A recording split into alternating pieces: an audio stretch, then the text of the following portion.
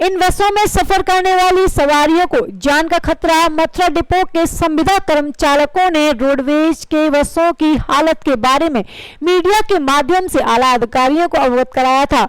इसे संज्ञान में लेते हुए रोडवेज विभाग के अधिकारियों के द्वारा रोडवेज की हकीकत दिखाने के एवज में चालक की संविदा समाप्त कर दी। अब तक संविदा चालक ने साक्ष्य लेकर दर दर भटक रहा। इस संबंध में संविदा चालक सत्य प्रकाश ने अपने अधिकारियों पर आरोप लगाते हुए बताया कि उन्होंने मथुरा डिपो की रोडवेज बसों की हालत के बारे में मीडिया को बताया था। इसी के चलते उनकी संविदा समाप्त कर दी है। संविदा कर्मी चालक का कहना है कि संविदा समाप्त करने से पूर्व उनको कोई नोटिस नहीं दिया गया था, जिससे कि संविदा चालक अपनी सफाई अधिकारियों के सामने रखी।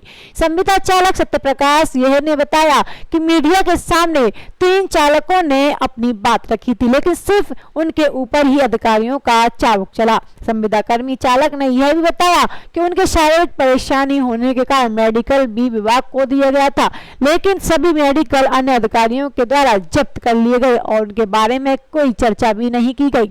वही संबंध में जब जानकारी मथुरा के सहायक क्षेत्रीय प्रबंधक से ली गई तो उन्होंने बताया कि पिछले 7 महीने से सत्यनारायण संविदा कर्मी चालक ड्यूटी पर तैनात नहीं था, इसके चलते उनकी संविदा समाप्त कर दी है। अगर चालक अपने पक्ष में कोई सबूत अधिकारियों के समक्ष रखेगा तो उनकी संविदा वापस दिलाने पर सोच विचार किया जाएगा। कोई नहीं, वो मामला कुछ नहीं था। वो एक कोई गाड़ी वाड़ी के सिलसिले में उन्होंने कोई किसी चैनल वैनल पर कहीं कोई बातचीत कही, लेकिन उसमें भी उन्होंने गलत स्टेटमेंट दिया और ख़ुद भी एब्सेंट रहे थे काफ़ी लंबे समय तक। और उनको हमने कहा भी था अगर कोई बात थी तो वो मिलते, बात करते और बताते अपनी परेशानियों को। नहीं, उनका कहना है कि वो मेडिकल में काफ़ी थे, उनके जो मेडिकल नहीं, देखिए नीचे से रिपोर्ट आती है और नीचे से जब स्टेशन इंचार्ज की रिपोर्ट आती है तो वो सभी चीज़ें देखने के बाद ही रिपोर्ट करते हैं यार हमको। जब सारी चीज़ें उन्होंने देखने के बाद उन्होंने अनुपस्थिति की रिपोर्ट भेजी, उससे स्पष्ट होता है कि वो अनुपस्थित चल रहे थे, बिना सूचना के रहे होंगे। अब ये क्या रहा, उनकी मेडिकल सूचना थी नहीं थी, ये स्टेशन इंचार्ज को देखना होगा। अगर कोई आती है बात तो उसको पॉजिटिवली देखेंगे। चालक आपके ऊपर आरोप लगा रहे हैं कि हमने जो स्टेटमेंट दिया था जो हकीकत वो दिखाई थी, इसलिए नहीं, हकीकत देखिए नहीं बताऊँ। अब हम परिवार है हमारा कोई, और परिवार की बात है, अगर परिवार में सॉल्व नहीं हो सकती हैं तब उसको थोड़ा सा पड़ोस में जाकर के कहना चाहिए, और अगर कहीं परिवार में ही सॉल्व होती है समस्याएं तो वो ज़्यादा बेटर है। तो क्या संविदा वापस होने की संभावना? हाँ, उसके लिए मैंने उनसे कह दिया, प्रार्थना पत्र वो दे देंगे और क्षेत्रीय प्रबंधक यहाँ से आगरा से आर्बिट्रेशन में उसको जो है पॉजिटिवली कोशिश करेंगे। तरफ सौदान से जी सत्यपाल जी, क्या आपके सामने जो समस्या आई है? ये समस्या आई है साहब कि मैं चला रहा हूँ यहाँ मथुरा डिपो में गाड़ी और 30-53 गाड़ी ले गया था बरेली पे में वादना। संविदा चालक है? संविदा चालक हूँ मैं। और गाड़ी गियर पकड़ के ले गो, गियर पकड़ के स्टीयरिंग जाम भाई, ये बात मैंने वादना मीडिया तो मैं बता दी सबन ने। इन्होंने मुझे बिना कहे सुने इन्होंने मेरी संविदा समाप्त कर दी है। इन्होंने कागज दिया है, कागज में ये कह रहे हैं कि इतने नवंबर और दिसंबर इन महीना में तुम गैर हाजिर रहे, जबकि मैं वहाँ टाइम पे यानी कि बरेली गए गाँव में, वहाँ टाइम पे मेरी हाथम लगी तो मैंने सर मेडिकल में दिखायो। जब मेडिकल में हाथ सही ना हो तो मैंने इनने लिखित में सूचना दी। सूचना देने के बाद में मैं अपने हाथ सही कराया करो। जब 3.5 महीना में हाथ ठीक होगा, जब मैंने ड्यूटी पाया, मैंने आज गाड़ी ड्यूटी करी, पहली तो ड्यूटी करी मैंने फिरोजाबाद बाजना से 4 ड्यूटी फिरोजाबाद करी, फिर इन्हें वो दूसरी गाड़ी दी 94-26, फिर वो चलाई मैंने 7-8 मेडिकल लगा दिया था आपने? मेडिकल लगाने के बाद मेडिकल से पीछे आ गया था मैं ड्यूटी, जब 3.5 महीना पीछे ड्यूटी आया था।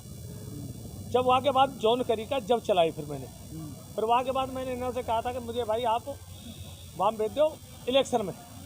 यहाँ की बात है पेट्रोल पंप की और यहाँ की, इन्होंने कहा था पेट्रोल पंप पर जाओगे तो इलेक्शन में जाओगे तो 5,000 रुपये दो। मैं नहीं करती, मुझे 5,000 पैसा भी नहीं है, मैं नहीं जा रहा नहीं कभी। मैं कह रहा हूँ चले गो साहब। किसने मांगे थे 5,000 रुपये? अधिकारी ने मांगे, अधिकारी ने PN ने मांगे इनने।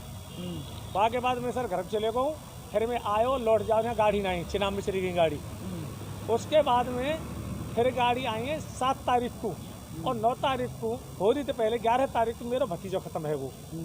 तो भतीजो खत्म है तो मैं राकेश गोयल पे और जयप्रकाश मंत्री पे दोनों पे फ़ोन पे सूचना करी कि साहब मेरा भतीजो खत्म होगा, मैं नहीं आ पाऊँगा टाइम पे। इन्होंने कहा था कि लिखित में देना, तो मैं साहब लिखित में भाई राजकुमार पे मैं भाई लिखित में जाकर अब आपको जो है कोई नोटिस वगैरह दिया था? कोई नोटिस नहीं दिया, उसके भी 1000 रुपये काट लिए इन्होंने और मुझसे कह दिया है कि आपने नौकरी नहीं की जब गिरहो कागज मेरे पास कोई नहीं होई।